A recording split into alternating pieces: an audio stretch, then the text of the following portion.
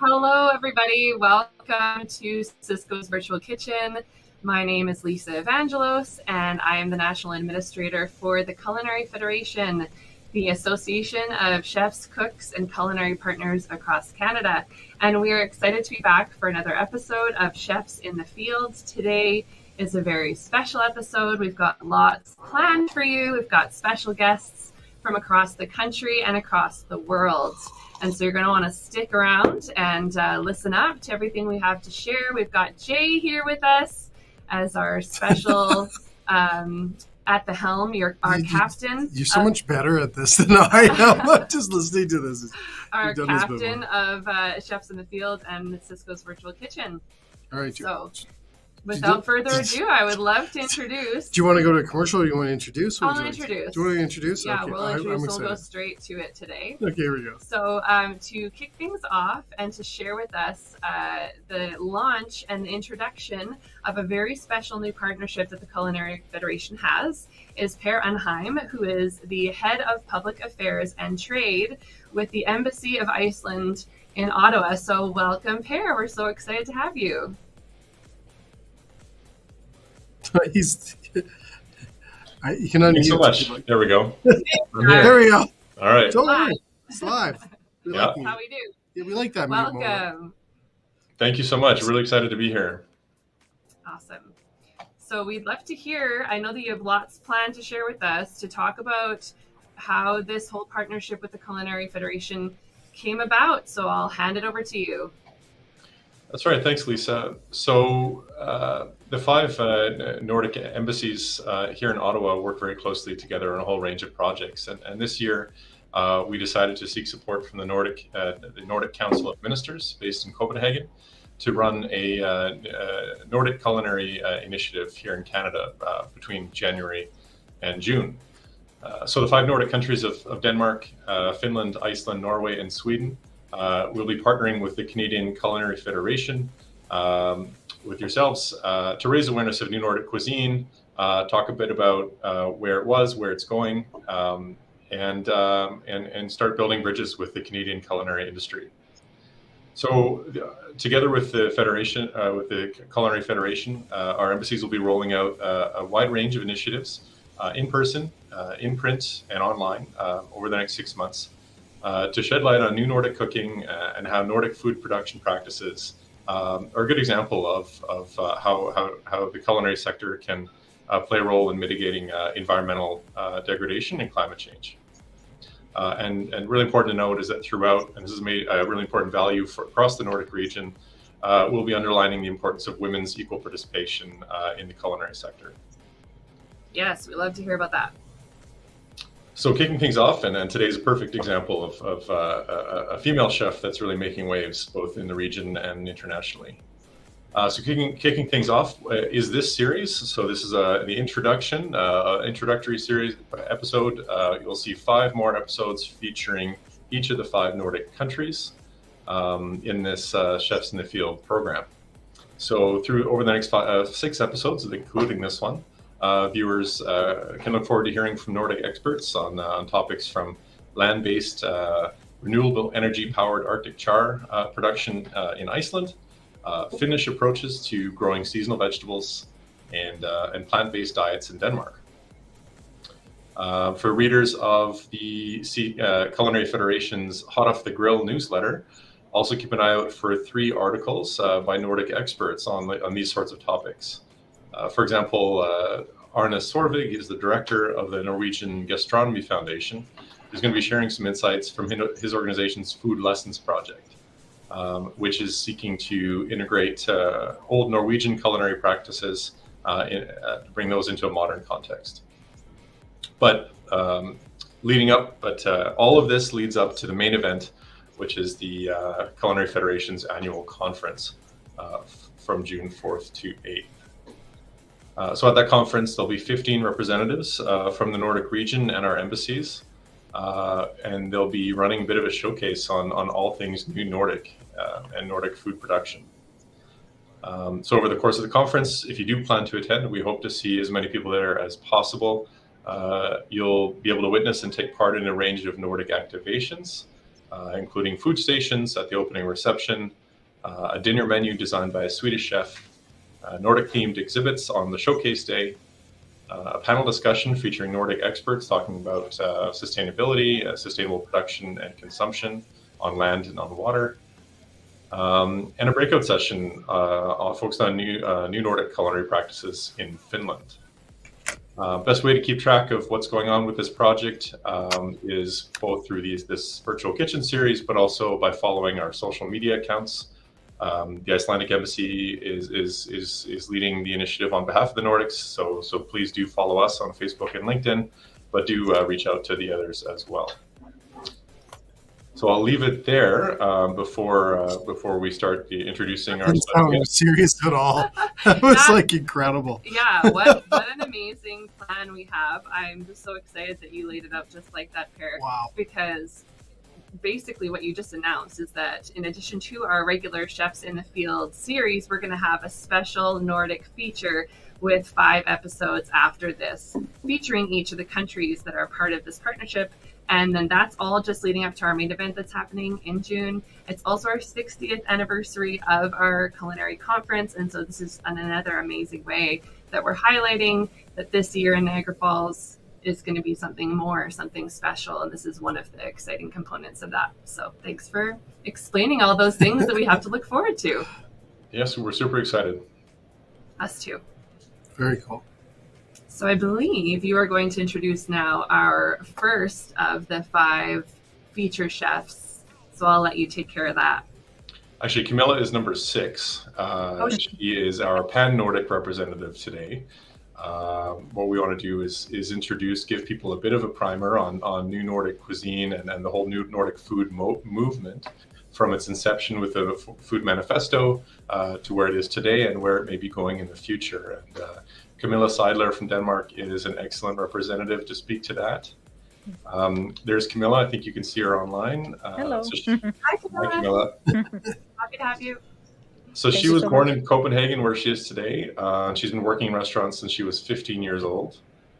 She graduated from the Copenhagen Hospitality College, and she's worked in several well-known restaurants such as Belmont Le Manoir, Au Quatre Saisons, and Mugaritz, which I'm going to have to check out at some point, hopefully. She has worked with Klaus Meyer on setting up the Bolivian food movement. Klaus Meyer, as many of you will know, was instrumental in the new Nordic food manifesto. And she served as head chef of the restaurant Gusto in La Paz from 2012 to 2018. In fact, in 2016, she was named the best female chef by Latin America's 50 best restaurants. Wow. Whoa. Check that out. I'm going to Check do that my out. PR people now. That's a keeper. That's a keeper. And she took part, in Bolivia, she took part in a project called the Camilla Seidler Expedition, where she traveled for 4 months to several countries, teaming up with local food festivals and pop-ups. Camilla now runs her own restaurant in Copenhagen called Lola. Over to you. Yes. Wow, Chef Camilla, welcome to the show. Thank you very much. The intro. My dad should hear this. He's like, "Are you really going to be a cook?" And now Pia makes it sound fancy. I love it. Wow. Well, it is very impressive, and we're very excited to have you. And I just loved how when Per was talking earlier about this partnership too, that there's a focus on women in the culinary industry, which is something that's obviously near and dear to my heart. Being the administrator of the Culinary Federation, I love to see women in their work passionate about this stuff. So we're really happy to have you here today to represent Denmark. Thank you so much. I'm Awesome. a strong believer in female chefs and chefs in general. So I'm very happy to be here. Well, can I just throw something in here? Because on that, yesterday I had the executive chef from the Calgary Flames on the show, NHL, and she's a huge inspirational. I don't know if I can talk today. Female chef in the industry. So I echo that as well, and it was just amazing to see her, and it was just incredible to have her on the show as well. So. This is awesome. We have a theme going on this week. That's how we like it. Right?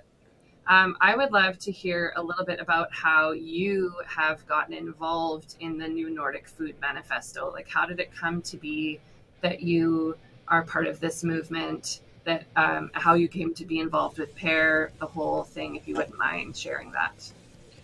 Yeah, I mean, I started out, I was working in this industry from I was 15, like Pierre said, but obviously not dedicating my career to it until I was 21, which was in 2004, from when the new Nordic Manifest was created. And I actually started out by going straight to Spain, to San Sebastian, and learning that whole, having the whole respect for the product, and very much what the Nordic Manifest was actually about was the principles of that restaurant. So they would have hunters, they would have small cheese producers, they would have a lot of the same things, which is and has become like the benchmark for the Nordic Manifest. It's basically understanding that you don't have a very heavy, broad culinary tradition, but then trying to create a new one, using and I would say enhancing what you have at hand. Tonight we had the privilege of, it's night here. Tonight we had the privilege of teaching 25 top executives how tasty a root vegetable can be. And I think that's a little bit about what we see in the Nordic movement is we understand that we have maybe a humble period in the year, 4 months of cold, which means that you need to be creative with what you have. So this is obviously brought on later on, the whole fermentation wave and everything we see now, but it started out to be very much about the respect for the product. And with that whole philosophy, and also see how we could, instead of having a lot of monocultured vegetables on big fields, then we started to see smaller producers actually getting more and more customers and more restaurants connected. And I think that kind of tipped the scale of like, oh, now the big chefs are doing it, they're buying from small producers. Then suddenly that became a thing. And then a few years later, Klaus Meyer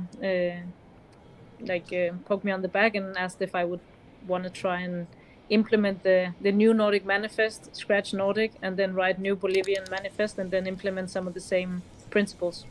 So it's not more than being specific to ingredients. It's much more about respecting the circle of nature and the producers, and with that obviously comes education, which is one of the fundamental steps of this whole of the success of this project, if you can call it that. So I saw it from my very first baby steps in a professional kitchen, and then kind of bringing it on the other side of the world, and now back in Copenhagen, trying to obviously bring some of the knowledge from the world back, and some of the flavors back, but then implementing it on seasonal Danish vegetables. So it's been a journey. That's a very short sum up.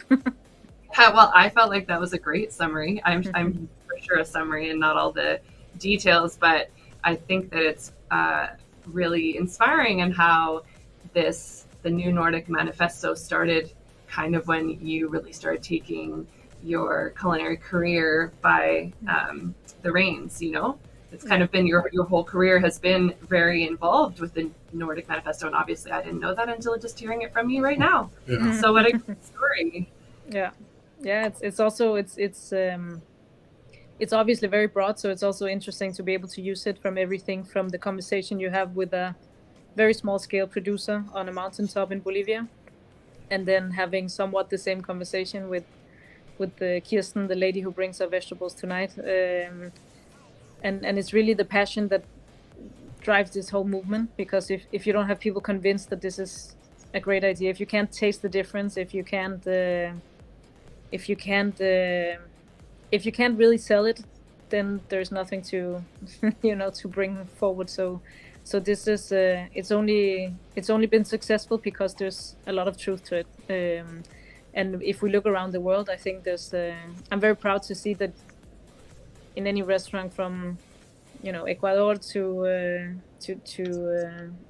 I don't know, maybe Thailand, you can spot a little bit of the Nordic manifest, and at least the principles.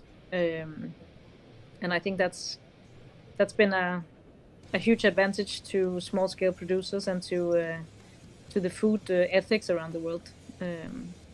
So thank you to the group of people who decided to do this for the rest of us to follow. It's so cool. Well, and it's just so wonderful that now it's spreading to Canada through this partnership. And so I'm excited to talk to, each different chef that we have featured coming up in this mini series about their own personal experience. It's huge with it. So, I mean, really, when it comes down to it, what I'm hearing you say is it's just really based off of healthy relationship, right? A healthy relationship of you with your producers, with the producers, with what they're producing, with the food that's coming to the table that people are consuming. It's just respect and health in the overall holistic scheme of things, which I personally am also very passionate about. So I love to hear about that. We were talking about how each of the Nordic countries has their own unique take on new Nordic cuisine. So I would love to hear a little bit about what you would say Denmark's take is on what new Nordic cuisine means, if you don't mind. I think we have, at least speaking from great parts of Denmark, and obviously especially being based in Copenhagen, I think we've moved on to the part of being very attractive, thank God, to a lot of international chefs, and all these talented people came over to work at all sorts of restaurants, and obviously some of the bigger restaurants were able to bring a lot of people in with a lot of knowledge, and then suddenly this knowledge has become, there's a boom right now in Copenhagen of Asian-inspired restaurants, but the soy sauce is house made from local barley, and the miso is made on So basically now we have learned from the people who came in, but then implementing it with the local ingredients that we have and the techniques that we share. A restaurant like Noma always, they're trendsetter, so they go to Japan for 4 months, they learn a ton of stuff from old traditional ways of doing things, and then bringing them back. And since one of the principles of the new Nordic Manifest is that we don't want to be a food museum, we don't have a grandmother kitchen that we need to relate to. We had quite a boring kitchen, so there's nothing that says that we can't have a really exciting locally produced organic miso on local barley. And that's what really excites me about cooking right now in Denmark, is that the limits are endless, and we as long as you kind of stick to locally produced and organic and you follow the seasons, then you can put whatever kind of label on it that you want. So we have incredible producers doing collabs with completely different industries and all these things. So I think it's become a very inventive space to be in. Obviously also serving great food to guests, but also the whole invention part of things, and being a little bit front runners in sustainable solutions in the food industry. That makes me happy and proud to be in this industry right now as a Nordic in Denmark. Very cool. So you're seeing lots of Asian influence then coming. It's amazing. I love it. So it's a great mix, and also on my bucket list is Canada. So I'm very excited about this exchange. So so you'll be coming with in June to Niagara Falls. No way. Yes.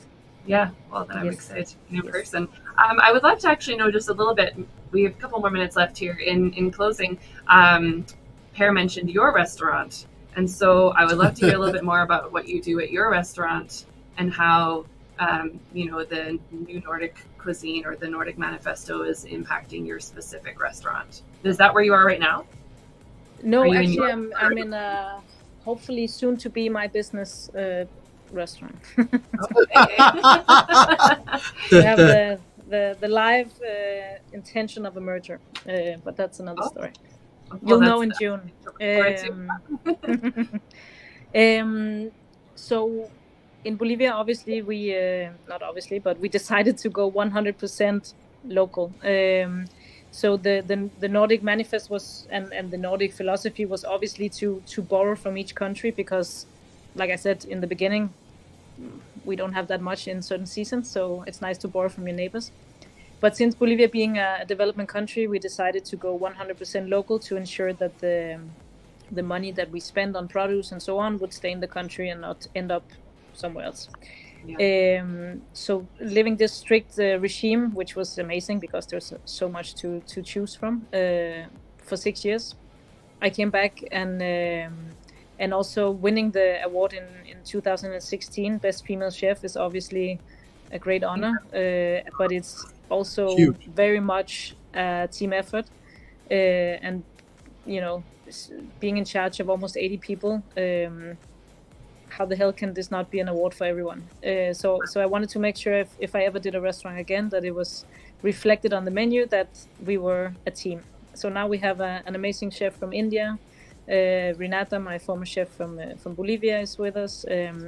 We have an amazing Danish chef called Christina, and they all contribute to the menu with me and my partners. But it's very obvious to see if we have an amazing Indian item of the menu, then obviously David brought that to the plate, and we want to make sure that people know that. So it's very much sharing is caring, and it's very much inspired from the world flavor profile, but then again everything locally sourced and organic as much as we can. So that's a little bit the philosophy, that if you can't travel that much, which we couldn't during this whole COVID disaster, then at least you can come to your neighborhood restaurant and have a taste of the world. And travel in the cuisine. I love that. You're speaking so much of my love language right now in saying stuff like you wanted to make sure your award was obviously a team effort, and sharing is caring, and highlighting each of your team members and giving them the spotlight when appropriate. I just really appreciate everything you're saying and your philosophy and your approach to your work and to culinary. It really has been a pleasure to chat with you today. We didn't even end up needing to go to a commercial break because we just had enough to talk about. You were so inspiring to listen to. So what a great way to kick off what's to be a great mini series with the Nordic countries. So today, having you come from Denmark, thank you so much for being a part of our show. I always like to say thank you to Cisco and Cisco's Virtual Kitchen and Jay for giving us the platform to come on and share about what we're so passionate about. And obviously a huge thank you to Per Anheim from the Embassy of Iceland, who connected us in the first place and brought us all together. So that's chefs in the field. Do you want to wrap up? I think that's what I'm doing. I just want to thank everyone as well, and I think on behalf of Cisco and what we do over here, this is incredible. First of all, this is unbelievable. What this all is, and be able to bring this all together. So thank you again, Lisa, for putting this all together. And I'm blown away. I'm almost speechless, and that's hard. So thanks thank you so much. Yeah, it just flowed so easily and went by so quickly. So yeah, it did. I was just geeking out over here. We'll be sure to tag every social media that was mentioned in this episode. We'll make sure to include in the description so everyone can check out the Embassy of Iceland, the restaurants mentioned, everything that Camilla's doing, the Culinary Federation, and we'll be back again. Stay tuned for all the upcoming dates of this mini series, and we'll be back at the end of February for another Chefs in the Fields. Awesome. Well, thank you so much. Thanks again, everybody. Thank you. Thanks, everyone. Bye-bye.